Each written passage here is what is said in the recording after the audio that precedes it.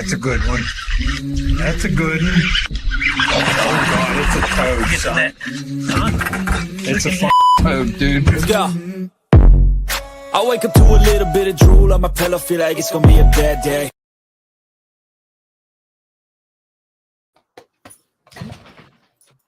You're not wearing a hat. I know. I just realized, and I feel extremely What's going on, naked. boys? What's going on, Everybody's Ben? looking at my boobs. We got another guest tonight with us, I guess. That's our special guest. What's going on, Dave?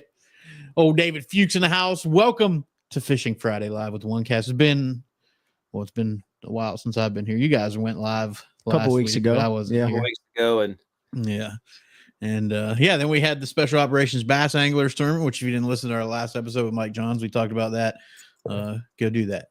And then so I wasn't on our recorded episode. Man, I've been MIA. You have been MIA. But we had Logan Parks recorded a really good episode with him last night. So look for that to come out on Thursday. That's a great one. Yep. Before we get too far into this, make sure you head to onecastfishing.com. Use the code TheOneCast, all one word at checkout.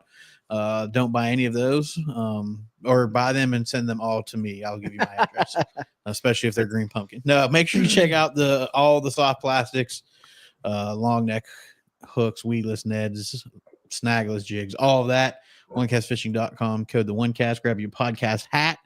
We have a few shirts in some sizes left. I don't know exactly what, but they're getting pretty low. Yep. So check them out. Check out CarolinaWatersNC.com. Use the code TheOneCast. Get your hands on that UPF gear, from gloves to neck buffs to UPF shirts, that new buck stopper that I'm going to be rocking tomorrow. Tomorrow's opening day of rifle season here in our county in North Carolina. So going to be rolling with that, and keep supporting those who support us the most. And then also head on over and use our link for Hobie Eyewear. Get your hands on all the different lines that they have for all the sunglasses. We love the floating frame series. It really helps us out on the water. We've had numerous instances where the glasses flew off our head and stuff. So use that link, save 15%, get yourself already great priced sunglasses at even a better price. And then, Ben, where do they need to go?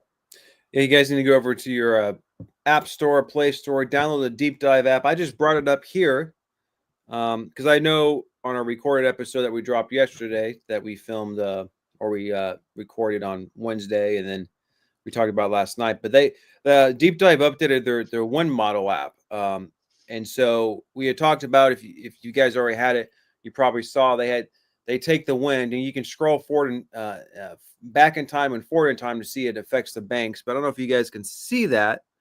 But they updated their wind model there. So they put the wave action across the entire lake based upon the wind direction, and how that's going to impact the waves out there. So a little additional information out there to help you make decisions. And that was part of the feedback they got from anglers, is they would love to see that the wave action and the wind impacts across the entire body of water, not just on the bank. So that's a pretty cool feature they updated. They went in there and added that math in there or whatever they do, but helps you, make those determinations of where you want to fish and, to go out there and have a better day in the water. Two of the things that I love to use with the Deep Dive app is, one, I'll pull it up before I even full throttle down the lake to help me find starting points. Frank? And then sometimes what I'll do just to check to see if my intuition's right and if I'm reading the water correctly is I'll go and fish for a couple hours. And if I'm successful or not successful, I'll pull up the Deep Dive app and I'll be like, okay, where were my starting spots based on Deep Dive's recommendations? What were the bait tools, things like that, tournament winning patterns. So it really helps you kind of like keep checks and balances with yourself. And then New Bodies of Water, man, it's a great tool to use. So we highly recommend that stuff. We've been using it for over a year now. Yeah. Really. Go ahead, Ben. And the great thing about it too is, like, if you're just planning or getting out there, there's all these websites, depending on which body of water you go to, to bring up water levels, to bring up current flow and stuff. If that stuff is really, publicly available, it's right. It's all across multiple websites, but they put all that on the app. So it's just like a one stop. You just pull up the body of water you're going to, and that information is available. It's going to tell you your current water levels, how much currents pulling through. So it also makes it easier, because you guys know how it is. It used to be like, you want to go to Jordan Lake and you want to go to Jordan Lake water level, you had to go to like the core website and try to read these little it's like old typewriter font to go through and read the water levels and all. So it just streamlines a lot of that stuff. Let's see. David, love to hear the weedless nets worked well out at Norman. Yeah, Trey was telling me that he caught a few on Saturday for the fun fishing out there, catching them on in like 25 or 30 foot of water on the Neds, and he said it was painful, but it worked for him.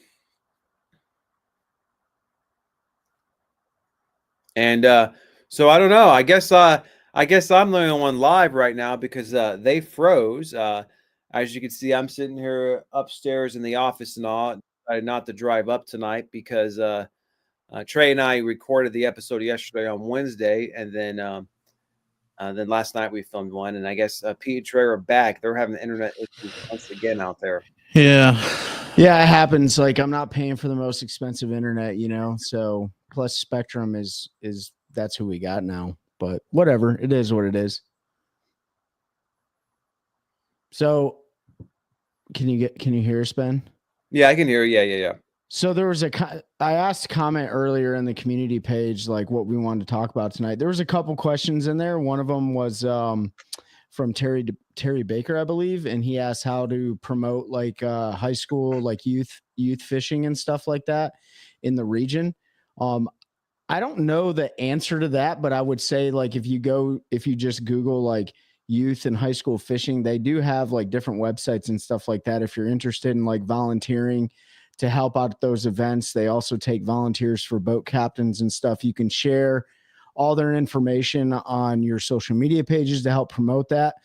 And then Terry, I would, and everybody listening, I would go back or go when this episode drops with Logan Parks. He really helps promote youth fishing through his tournament series his tournament he runs every year. So there's a lot of different ways. I think it's mostly just contacting those tournament directors that are in the area. I think Daryl Stevenson here, Terry, if he's on, is the director for high school BASS in the eastern part. So you can reach out to him on social media. He'd probably steer you in the right direction. But I think anything you can do to promote youth fishing, from showing up at the expos and talking to kids and stuff like that, a lot of different options out there, and you could start something of your own as well. So hopefully that addressed that question. Yeah. And y'all just got to have honest conversation with these kids, because a lot of these kids, when you ask them what they're going to do, they tell you they're going to fish professionally, and that's setting unrealistic expectations, and they're probably just going to end up broke and disappointed. So you got to set realistic expectations. Some of them will make it for sure, but right now there's only really 100, maybe 200 spots where you can make a living doing this. If you count the MPFL, I'm not going to include BPT because I don't know how much longer they're going to be around, and they've cut the field to 60 this year, and then they're going to 50 next year. 65, yeah. They've already eliminated 50 spots that used to be in a 300 field. So you've got, I don't know, we'll just say 250 spots, and how many anglers? I mean, lots of tournament, lots of kids that want to do it for a living. So you got to be willing to have those hard conversations with kids. And we all grew up in the age where our parents told us we could do whatever we want. And that's true to a point.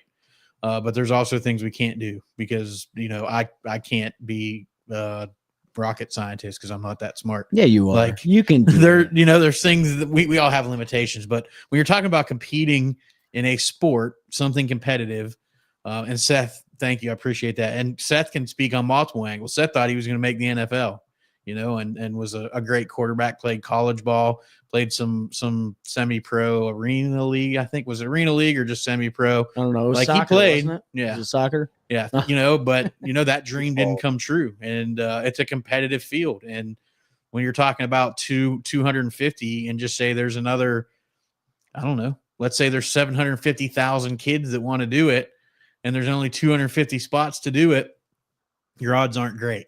So you got to have realistic expectations. You got to have a plan to make money, to support your fishing. Now, absolutely go chase your dream. If you're in a position where you can go chase it, 1,000%. I listen, the opportunities are there now that none of us had, unless we have some of our young listeners on. I didn't have that. There were no high school fishing when I was growing up. There wasn't when most of us were growing up, at least not in our areas. Maybe it was more common in the South. I don't know.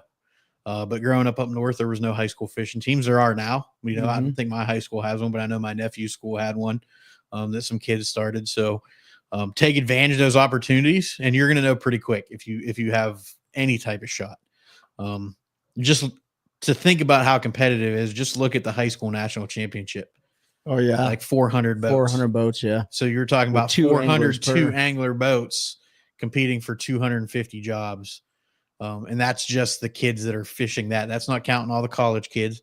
That's not counting all the people our age that are still chasing it. It's ultra competitive for very limited spots. So have those tough conversations if you are talking to a kid. I know it sucks to look a kid in the eye and say, hey, you might want to have a backup plan to your dream, because we all want to see everybody do what they want to do and be happy. But when it comes to this, man, like, yeah, I think it's like just, tell them what they need to hear, not what they want to hear, Yeah. or find the healthy balance in the two of those. And, I think so many people, they see the fame and fortune of the big stages and stuff like that. But man, you can make a lot of money. You can make money fishing just locally and regionally. You can make too, some money doing that, absolutely. Yeah. I mean, especially if you're getting into the right tournaments, right? Like you can pick a lake and be really strong on that lake. Let's use Bugs Island, for example, right? How many big tournaments go to Bugs Island, especially BFLs and stuff like that? If you're a hammer on that lake, you can make some serious coin by going out and winning and placing in the top 10 and stuff like that. There's a lot of guys that do that, and they win trucks and boats and things like that, turn around, flip it. So fishing at the highest level may not be the path that you can take, but fishing is still going to be a path you potentially can take. Used to be able to. I don't even know. I don't think you can make it regionally anymore. I mean, the days of tournament trails giving boats and trucks away are long gone. Mm-hmm. Like, there's still some in Alabama and stuff that have those opportunities, but yeah, I haven't seen a tournament trail give a boat away in North Carolina outside of the Big Bass Bash. And they're just, no, I'm not knocking Tracker, but they're just giving a Tracker aluminum away. Mm-hmm. They used to give away a Nitro. I think it was a Z19. Yeah. But like, I mean, most of the guys who made coin, they had part-time jobs, other jobs, and this, like, fishing was their side hustle. So yeah. Whatever way, they had the opportunity, they could be on the water all the time, and they were really good at it. Yeah. If you want to be on the water all the time, start your own business, kids. Yeah, exactly. Learn a trade, start a business. Look at the PBC with Doug. I mean, their championship was over 10 grand. I mean, like, there's a couple of those around. Our championship's tomorrow. Yeah, it's on Falls Lake tomorrow, Seth. Falls Lake starts tomorrow. 2-day derb. Yeah. Saturday, Sunday for $10,000 doll hairs. Yep. But yeah, I mean, it's a great side hustle. That's a good point, Ben. I think you can do that. But there was a time where you could almost do that full time. Mm-hmm. I mean, like Seth said, it's tough around here for sure. Like all of our tournaments, our bigger tournament trails are ultra competitive, and it's like that in a lot of places. But it does seem to be. I think your chances would probably be like north and in the Midwest and stuff like that. What's Eddie got here? Just letting the listeners and you all know Falls Lake was great today. Halfway back on the spinner baits, buzz baits, and frogs. Hey, that's good news, because I think Seth and I are going to try to go out maybe Tuesday, Wednesday, Thursday, a couple of days next week, and go up to Falls and hopefully get on. That championship this weekend should be on fire. That'll be telling. Yeah. See how quick those waves. It will be interesting. We got a full moon tonight. We do. Tonight's the full moon. Yep, absolutely. So can start to change things. We got a big cold front coming tomorrow night, pushing into next week. So overnight temps in the 30s. So lots of changing. It is the fall. The only thing changed for me is my boat's away for. I was going to say, how long? You're going to pack it away for 2 months? I always do. Yeah, I won't pull it out till January, February, probably. I say that, and then I'll pull it out again. Something. So yeah, no, I'm going to go shoot deer in the face and make dirt jerky and fix everything that I broke through the season on my boat that needs attention, and just chill. I did a little bit of that today. Yeah. That's a great, like, quick topic to talk about. Like, this time of year is a perfect time to, like, do checks and services on your stuff, specifically your trailer. I think a lot of people take trailers for granted, but they get beat to death, especially when you're pulling a boat around. And I had the side piece on my trailer was loose. The bolts were stripped out. So when you would drive it, it would just like rattle around, super annoying. And I had to take a grinder and cut the bolt heads off and stuff like that and replace it. But just something that I just kept putting off the entire season because I thought I was too busy to do it, even though it took me 20 minutes. Yeah. You know what I mean? So this is a great time of the year to reorganize tackle, figure out a different SOP for your boat, get your trailer squared away, get everything serviced and stuff like that. So I know Mike Johns was talking about it on that 4-stroke. He's like, I'm scared to do it on this. And I'm like, It's man, so easy. those Mercuries are the new Mercuries are the easiest engines in the world to work on. So are the Yamaha. I mean, all the new Yeah. 4-strokes are super easy to change oil in and everything. He just doesn't want to take the prop off. Probably. Lots of people are super mad you got to take the prop off to drain the lower unit oil, but nobody ever took their props off before, and they would spin hubs and stuff because they'd have 3,000 yards of 100-pound braid wrapped around their prop because cat fishermen break off 100-pound braid with 4,000 feet of it out in the water. Yeah, I'm not blaming cat fishermen, but like Eric. So then you he ain't watching. Then that gets wrapped up in your prop, and to avoid that, they now make you take the prop off to change your oil. So. All right, let's bring something else up here. Bill Sterling, we're going to give you a real like general answer if you're listening. You asked about fishing for stripers in the San Luis Reservoir in November, and that's in California, if I'm not mistaken. Best time of the year, lots of boils, lots of stripers. Here's what I'll tell you about stripers. Pete and I absolutely had an epic day this year in South Carolina on stripers.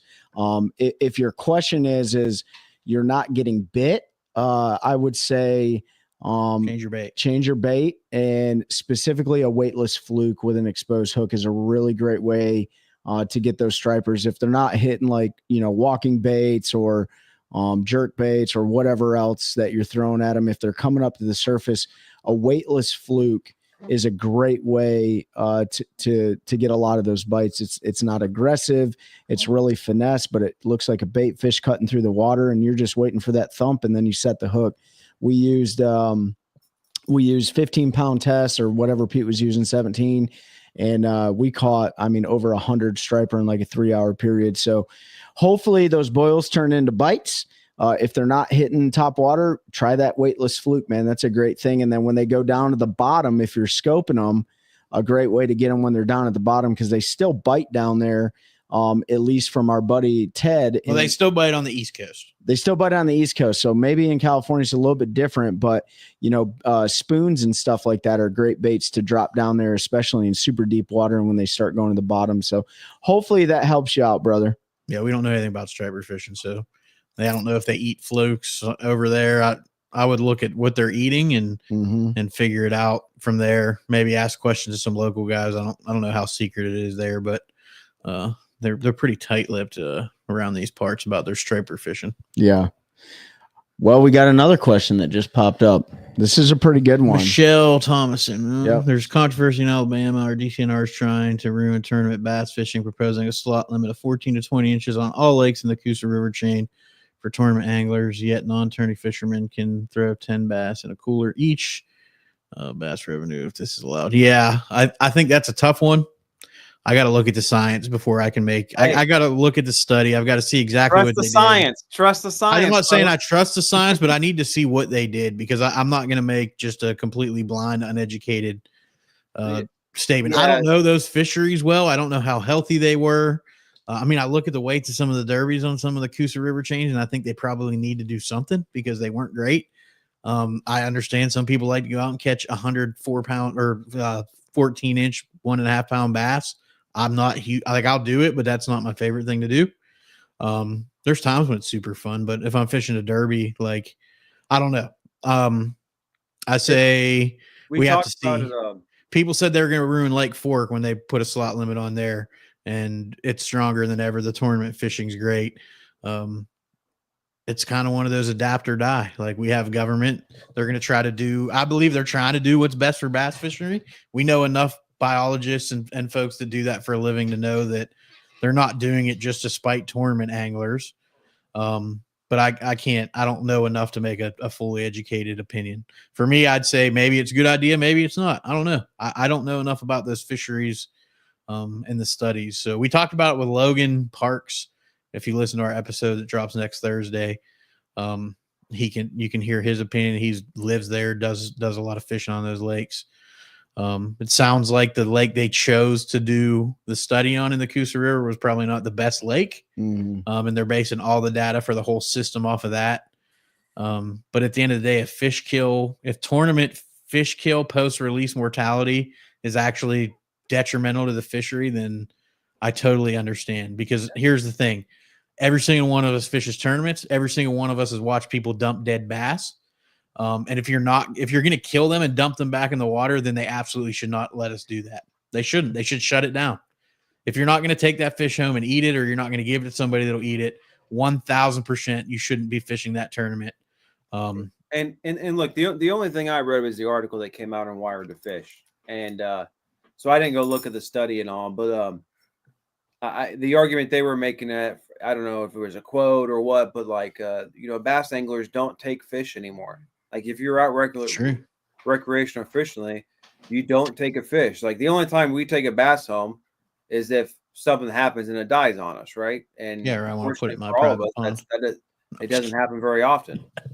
When you're catching and releasing immediately when you're out fun fishing, and because of that, the mortality is all coming from tournament fishing. And so I guess, and it kind of makes sense, right? When you're tournament fishing, you're looking for the bigger fish, and so you're taking a certain size class normally to the weigh-ins, and I guess so there was a detriment to that size fish, which impacts things later on down the road. So we'll see. I mean, I don't know. I'm not opposed to it. It does, for like small tournaments, it does kind of suck because everyone wants a weigh-in. You can't take those fish. There's ways to get around it. Just like we talked with Logan last night. There's apps now. You can take pictures. You can do like kayakers. I mean, they obviously do measuring board, but I mean Logan and all with their app through Fishing Chaos. I mean they What's up, Dave Raleigh? It's on the scale, right? They take a photo with the scale and they still do a weight. So there's ways to get around it now with technology and all. But hey, as we were talking, last night offline, like let's face it, and everyone watching and listening, if we've been in bass clubs, it's the old guys. They don't want to do change. They don't want to do something different, right? The old curmudgeons. And yeah, and I think we have to not look at it with our rose-colored glasses on, right? Like we're looking at it 1,000% as tournament anglers. Yeah, you have to look at it as what's best for the fishery overall. And I know it's hard for us to understand why they wouldn't implement the slot for everybody, but if they implement the slot for everybody and nobody's eating, Chelsea laughing because of the dog on his lap, probably. If they're implementing it because the number of fish being taken and being eaten is so small that it's actually the tournament, like I said, I've got to see this study. I've got to see if they pulled a couple thousand anglers that were shore fishing that had coolers full of bass and looked at tournaments. I don't know what all they looked at in this study. So I can't make a super educated decision, but I also have to look at it. And I never used to do this, but since we become friends with Corey and Seth, who's been on the show, and other biologists we've talked to, you have to look at it from the fishery as a whole. And we don't always understand why they do things. The slot limit on Harris, they've been trying to get rid of for a decade, and they couldn't because older anglers, the old curmudgeons. That was a curmudgeon comment. Yeah, they didn't want the slot limit to go away because they were still remembering the glory days of Harris, right? Yeah. Those days have been gone for a while.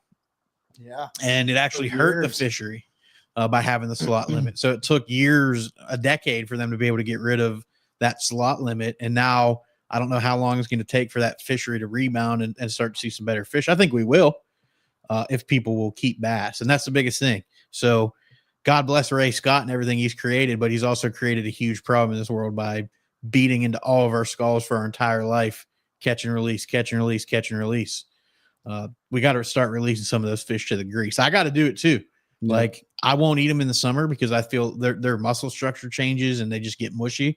But I'll take a winter bass when the water gets like below 65 degrees, and you can't tell the dang difference between that and a crappie. And if you tell me you can, you're a liar. Yeah. I mean, you bread them, you fry them. I mean, but they're just I mean, they're not quite as good, but they're almost as, I'd rather see them ban tournaments during hot months. What do you think, Trey? I just I mean, like you see Canada, right? They have seasons on their bass, and some of the northern states have seasons on their bass. Granted, they're not the best seasons. I mean, people have talked about Canada. It's like, why don't you make the season during the spawn instead of right before the spawn or whatever, but I mean, like if tournament fishing is having that much of a detriment, like, we see most of our fish kills in big deep lakes, and then in the summertime, right?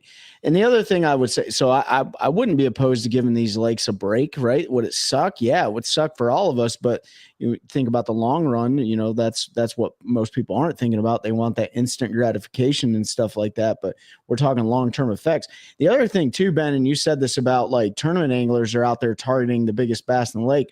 Man, I almost think that's the case for everybody now, though.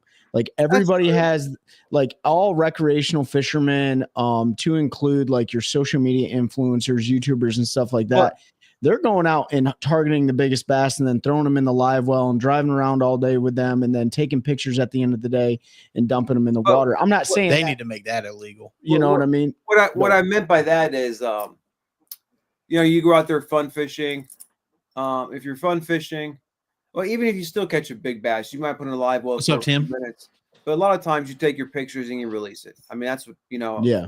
I don't go, if I catch a 6, 7, 8 pound bass, okay, for a couple of minutes, I might put in a live well to get cameras or something set up to get a good photo and stuff, take my photos, but I put it back in the water there. Sure. I'm not going 5 hours around the lake bouncing around usually. And a lot of guys going out there who are catching for food, like, and they put them in their live well, they go on. It's just that when you're tournament fishing, okay, you catch a 12-inch bass early in the morning or whatever, 14-incher, you put them in the live well, you cull out and you release it because you catch a 3-pounder 2 hours later, and then that thing's bouncing around for 6 hours and then getting taken out to go weigh in and stuff, and then really there's just a lot more stress on those fish because they're just more likely to go through all that.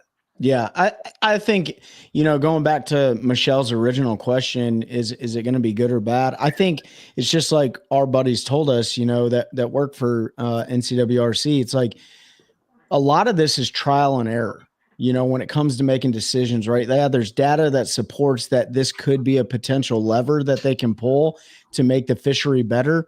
But you don't really know until it's implemented. Right. And then you find out, and usually fishermen like Corey and Seth said, usually fishermen that are on the bodies of water every day are about a year ahead of the biologists and stuff when it comes to understanding the fishery, just because they're state or federally funded. They don't go out there every single day and do shock reports and all this stuff. So I don't know I think it's just time will tell, honestly. Yeah. I mean, and look for us personally. I mean, we don't really care because we don't fish the Coosa River, and on top of that, like the only time we really care about it is when either BPT or Bassmaster or MPFO goes to those. I don't know if that's a fair statement because I do care, because depending if it works, then it's something we could see come here because they'll go, oh, look what Alabama did. Well, that's true. So, the point I'm trying to get to for like the high level tournaments. They're going to be able to adapt just like Bassmaster does at Lake Fork, the Texas Fest, where they do a lot. They weigh in right there with their weights on the boat. Yep.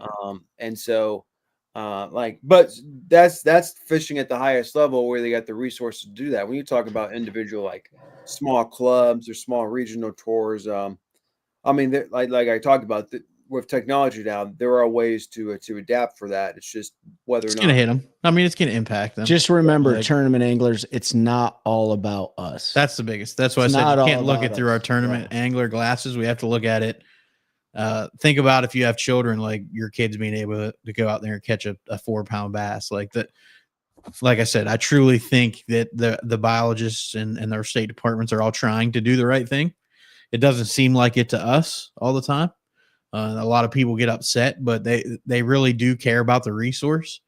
And they don't all have the funding like Texas and other places. Now, Alabama's probably got a little bit more money in their pocket just because of all the tournaments and stuff that do come there across all of the lakes. I mean, it's a bass tournament, destination type state.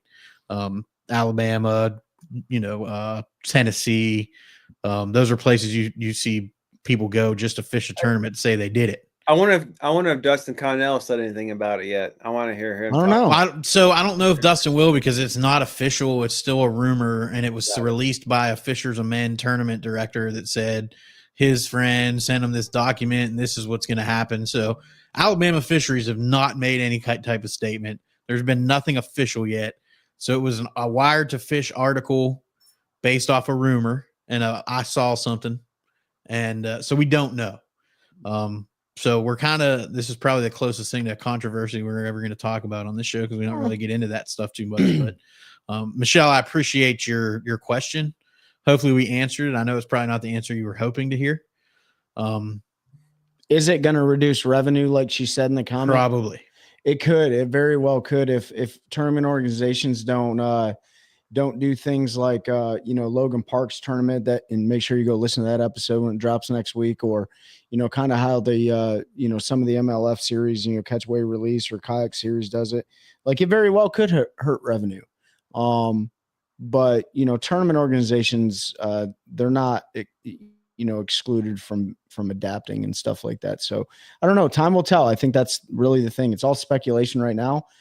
Time will tell. Eddie Brunn said, I guarantee crappie population is down big time on Sharon Harris. They need a length limit and a total limit of 15 to 20. I mean, I don't know about that. That's not I've been out there. I've been out there. Absolutely. I mean, I can show you schools with thousands of crappie in them right now.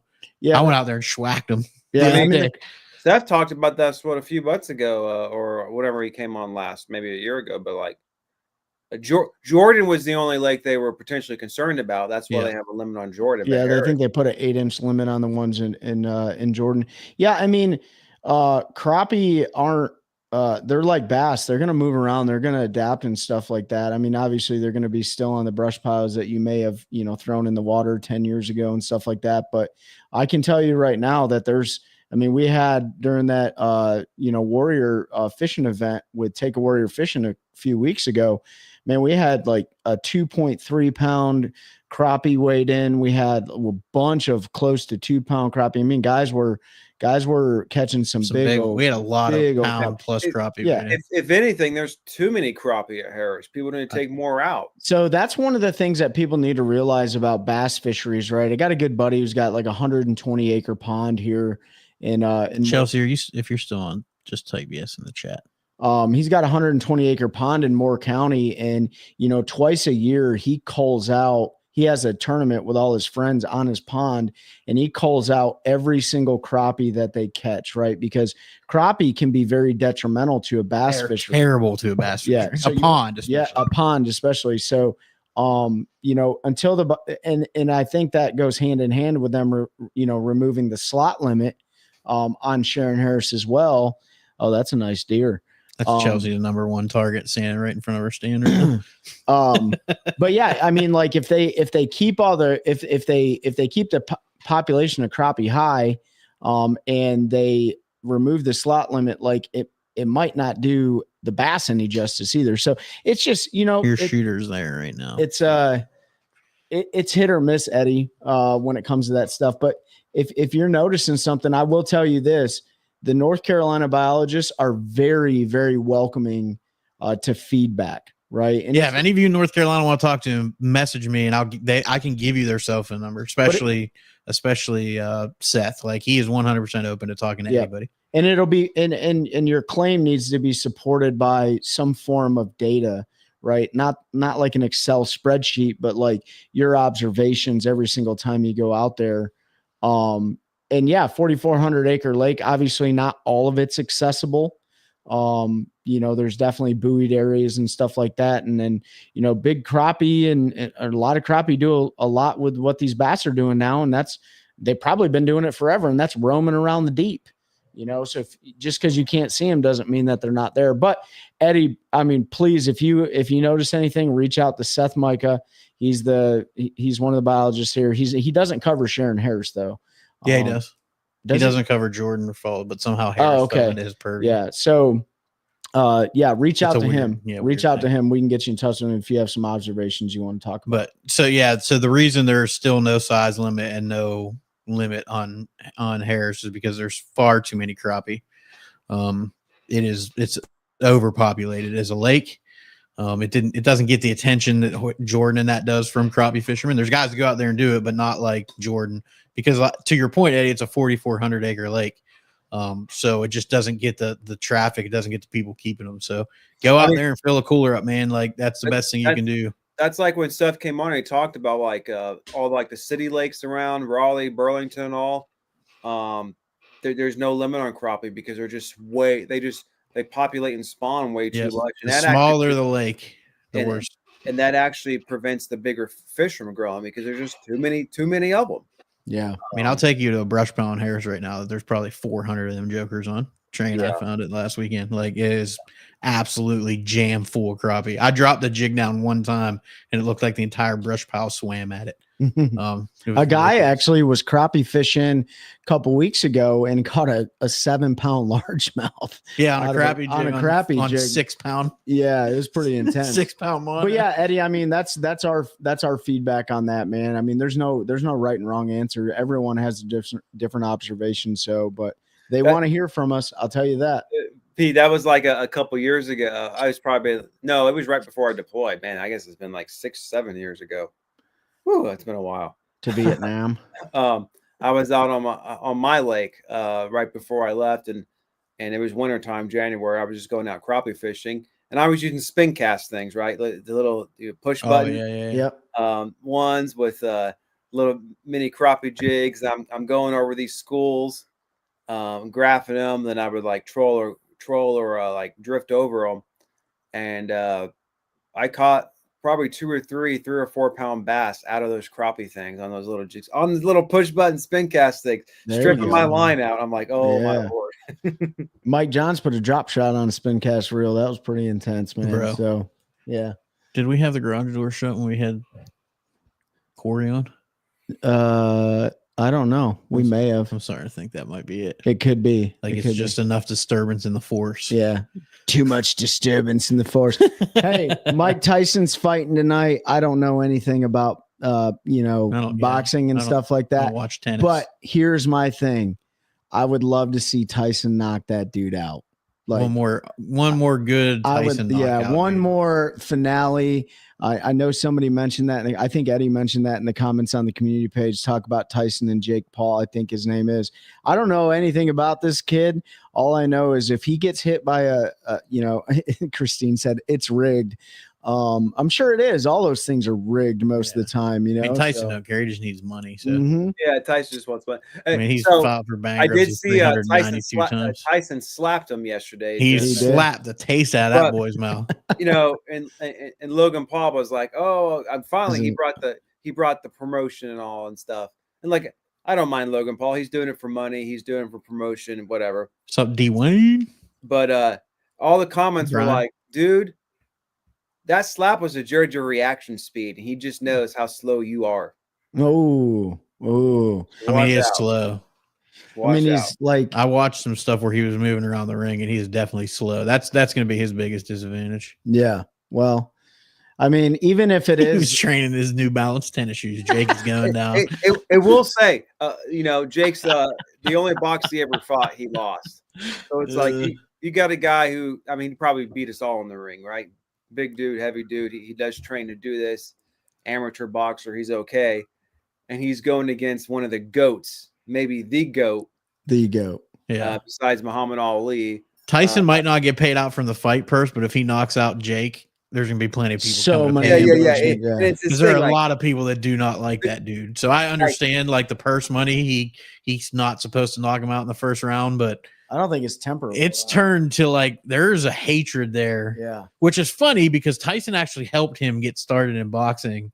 And then he started kind of running his mouth. And I mean, I think that's all games and promotion. I don't. Yeah, who knows? I mean, Don King's not out there, so it's hard to say. You know, if it was a true fight, it would be very interesting to see an amateur boxer, I quotes, but in his prime versus a GOAT at 60 years old almost. Yeah. So you call Tyson the GOAT, right? And you called Rick Clunn the GOAT. Tyson and Clunn in the ring together. Who wins? Oh, that's like a 9-second fight. He would literally. It's not even going to be 9 seconds. Dude, I feel like I was going to say he'd literally kill him in 5 seconds. I feel like Rick Clunn is the Chuck Norris of bass fishing. I don't think Rick Clunn could take a Tyson punch on the chin, dude. No, I love Rick Clunn. He's one of the best to ever do it. Dude, he's got that face armor. Though. He's got to have a glass jaw. Oh, I don't know. He might meditate the hell out of Tyson, dude. You know what I mean? he'll speak soft words about reconnecting with nature, which I appreciate. And Tyson will just like bow down and he'll be like, "Oh, this is over with." Yeah. What time's the fight? Like the 8 fight's o'clock or like something? I think 9 the o'clock? preview I'll is be like in at bed. 8, I'll but be it's in bed like already. 11 o'clock or It's something. pay-per-view, right? It's pay-per-view. No, it's No, on it's on Netflix. Netflix. It's free to Yeah. anybody that has Netflix. I'm gonna watch it. I'm gonna I'm not watch it. So how much did Netflix pay to get that fight? Is my question. Like I don't they know. paid some coin. I don't know, but I'm not gonna watch it. I'll be in bed. I'm watching it.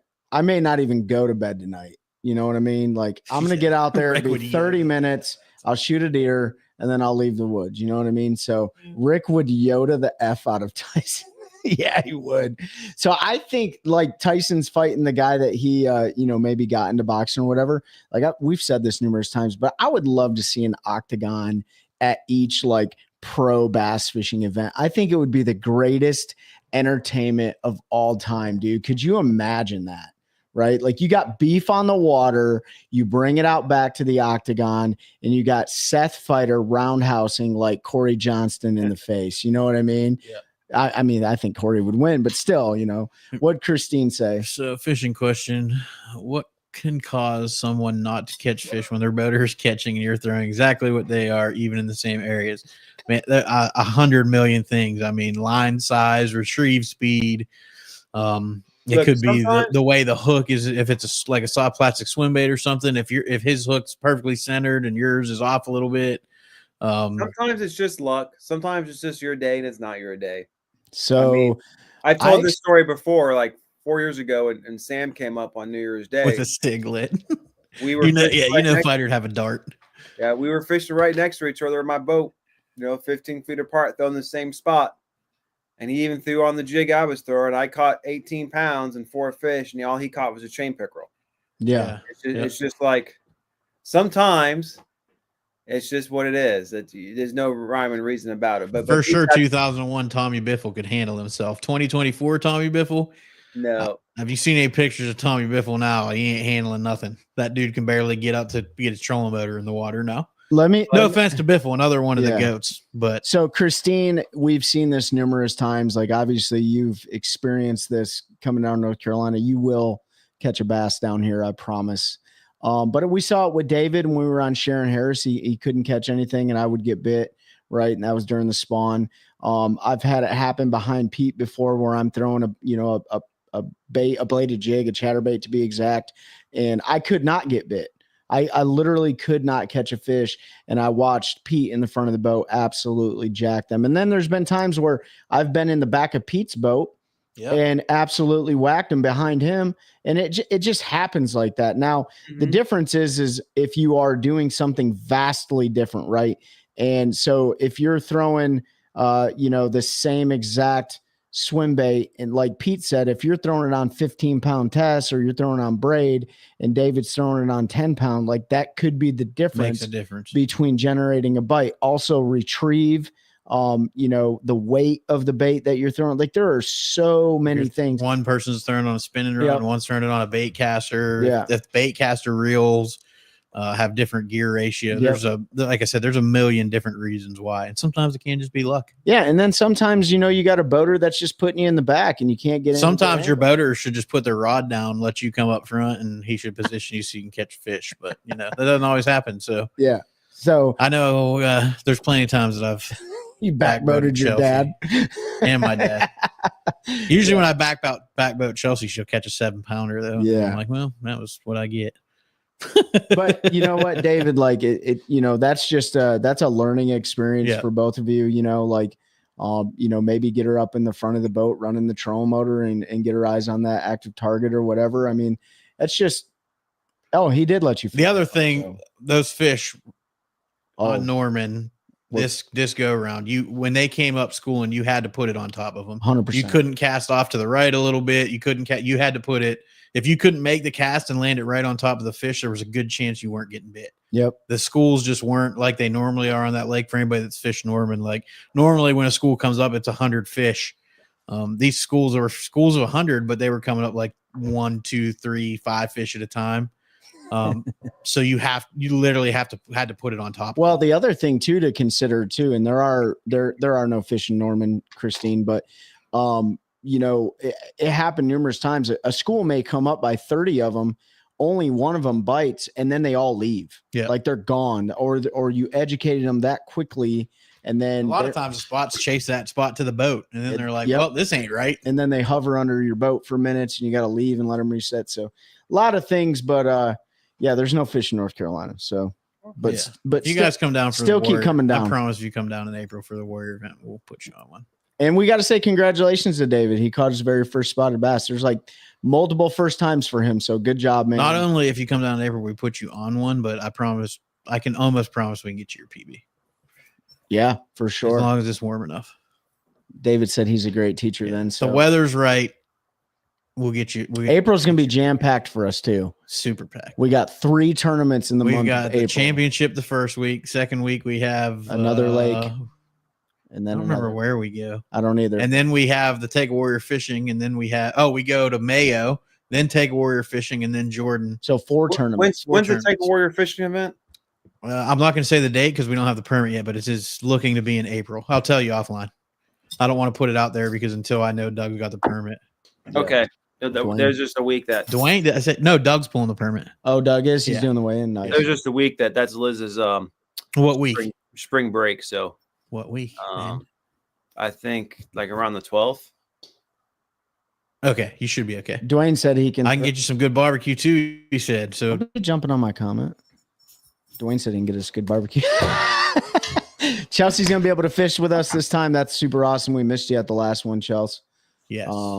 So yeah, she had a kayak. And the Soba tournament, guys. Like I'm rocking their hat right now. Like mark year. this on your calendar.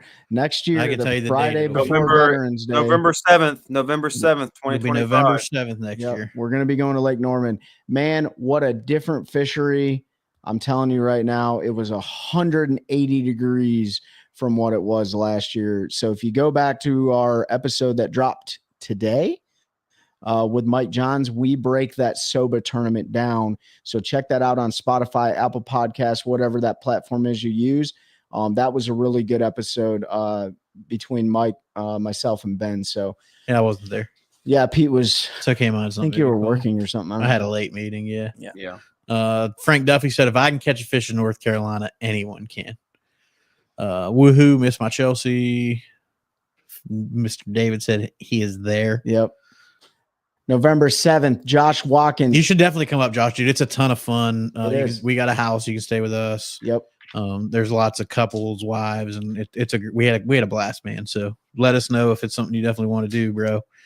Cheryl may not want to come because it might be deer season. She's got there chasing them giants. Yeah, Cheryl just missed a giant, Josh said. Why you got to spill the tea, man? With a bow. Hey, it happens, man. I mean, I've missed one deer. Sure. You know what I mean? I'd never put your business out there like that. Just so Cheryl knows. By the way, after Josh and Seth get done with his final NPFL event in December, we got a pretty cool episode to bring to you guys. Cheryl Watkins, Josh's lovely wife, and Seth's wife, and I cannot remember her name, are going to come on the show and give their perspective, how it is, as a wife.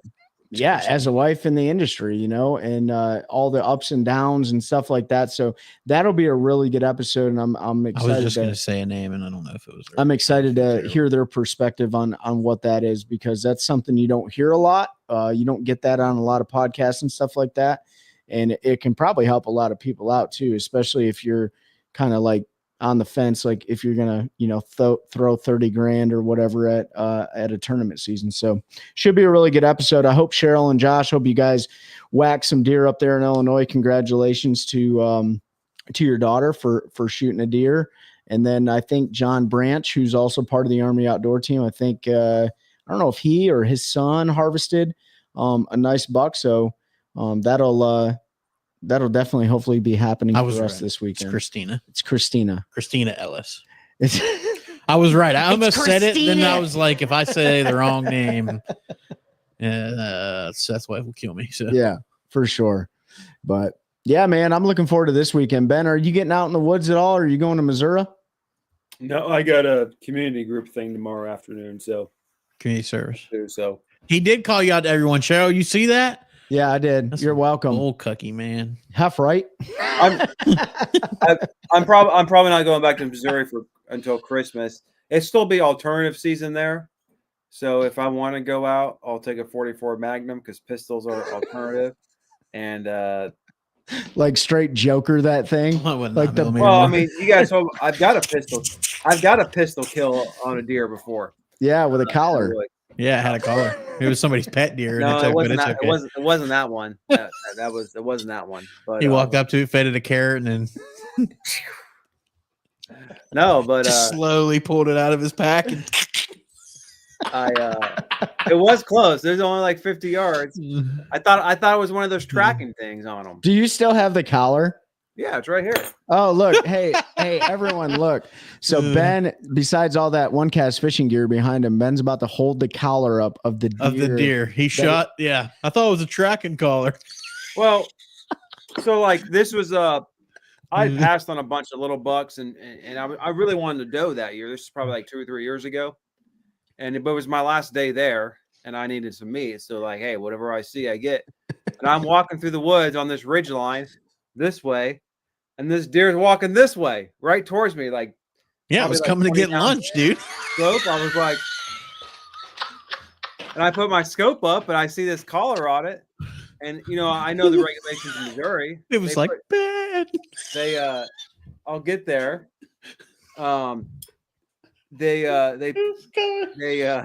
He was walking right at me. He was walking right at me. Did you ever see that South Park? It's coming right for us. But in Missouri, they do put tracking collars on some deer and stuff, and they tell you in the regulations like don't let that impact whether or not to harvest them or not. Huh. So yeah, I put my crosshairs on them and dropped them, and I get up there, and I realized it was this thing, a dog have collar. a name tag. Yeah, like, it says No, Steven. no name tag. The thing was, it was choking them. Like, No. it yeah, had that's been what I on would say too. for quite a while. It's choking them. And I don't know. My dad talked. There were some neighbors up the road that had a pet deer, and we don't know if it was that Had one or not, keyword. but It was coming to eat a head of lettuce out of Ben's hand, and he smoked it, bro. Chelsea's right. Goat if it's brown, it's down. Doesn't matter if it's got a collar. Yeah. Tim Trinity, you're able to fish all here in Carolina. Yeah. yeah, Yes, we Tim. can. Yeah, we can run 365 here. There's no season on fish, and there's no ice over on the lake. You'll get a little surface ice sometimes at the collar ramp. or says something, but- Bambi. No, It says Bambi. The worst thing here in the ramps is they get iced over at the water from pulling your boat in and out. I've seen plenty of people go into the water. Yes. So I usually don't fish when it's that cold just because I'm not dealing with that. Yeah. And but yeah, it's man, I can't believe you shot that color. If it's dead of the winter and it's overcast, I won't fish. But if it's dead of the winter and bright bluebird sunny day, you can go out there and catch an absolute mega giant. So in the wintertime, even if it's cloudy, I usually go out on those days that's a little bit warmer. So like you hit the 50s. yeah, I prefer calm days in the wintertime. me too. Because as a fisherman, it's just more comfortable. And then I don't go out early. I don't Yeah. hardly ever get out before like 10 or 11 o'clock in the morning. I was like, it's not worth it. Yeah. Fish still eat in the wintertime, just their Yeah. metabolism slows down, and you got to put the bait right in front of their face. And I've said it before, at least on our lakes around here, one of my favorite techniques is just using a steel shad or a jig and spoon and putting it right in front of their face and just sticking it. Yeah. I'll say that. That's what I always thought until that one day I was on the water. And I know I told you guys this, but the day before, that's the day I caught 24 pounds Yeah. on a Ned rig, just in 25 feet, an 1/8 ounce Ned rig, just slowly running through that deep brush. The next day I went out there, I caught one like that, but the one I caught like that, I had to shake it and right under the boat for like a minute, right in front of his face. I don't know why I did it. I tied on a big jigging spoon and threw it out there over that brush, and I'd rip it up. And every 5 or 6 casts, it get 5 or 6 bass to come out and chase it. And if they would come out and chase it, every 2 or 3 casts, you'd actually catch one, right? So it was weird because they didn't want it. And it was weird because like that day, they would come out and follow the Ned rig out, and they go back to their little stump, and I would throw right back to their stump and just dead stick it and leave it there. They wouldn't bite it. They Really? wanted to chase that day. They wanted something with action, and they wouldn't always bite. Obviously, I'm watching them on live if I can observe all this, but they wanted it. They wanted to go out. They wanted to chase something. Yeah, and it's just I don't know why they wanted to do that. So.